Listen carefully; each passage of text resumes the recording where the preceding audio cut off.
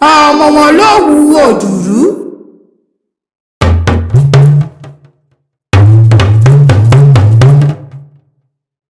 Àṣàbí dé ọmọ ajífẹ̀gbẹ́ṣeré ó kájú ẹ̀ báwo ò kájú lù yíya níyà ó kájú ẹ̀.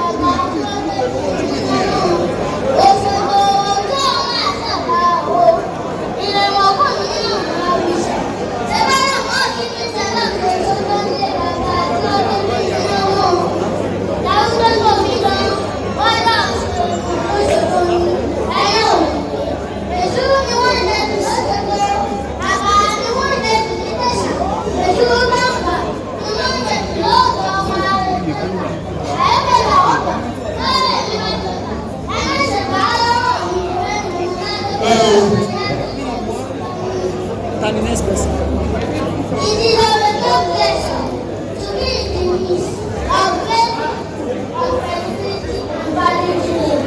I do not take this opportunity for granted. I am of my teachers. I am a president of our very own government, the governor of Lagos State, in person of His Excellency, Governor Babajide Olúṣọlá Sanwo-Olu.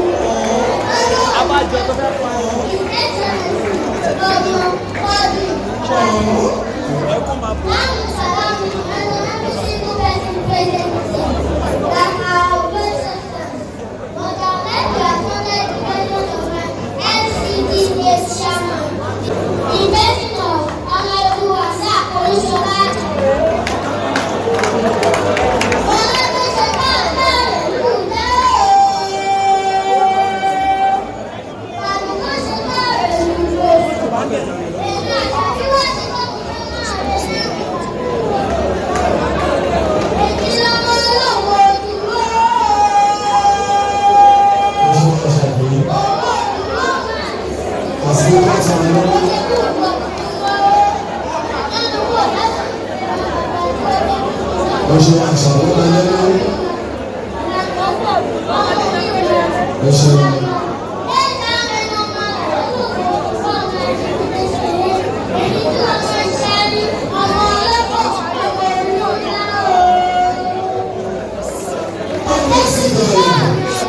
It's okay, let's go.